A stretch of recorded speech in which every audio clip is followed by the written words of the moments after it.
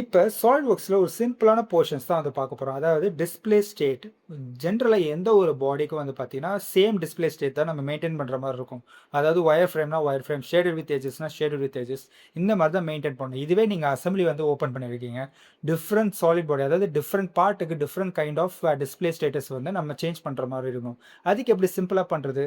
Simple, லெஃப்டில் இருக்க specifications ட்ரீயில் வந்து சூஸ் பண்ணிக்கலாம். அதில் எக்ஸாக்ட் பார்ட்டை எந்த பார்ட்டை நீங்கள் பண்ணணுமோ ரைட் கிளிக் பண்ணிவிட்டு அதில் பாட்டமில் வந்து பார்த்தீங்கன்னா காம்பனன்ட் டிஸ்பிளேன்னு இருக்கும். அந்த காம்பனன்ட் டிஸ்பிளே டேப் வந்து பார்த்தீங்கன்னா ஒயர் ஃப்ரேம், ஹிடன் லைன்ஸ் இந்த மாதிரி காமிக்குதுங்களா.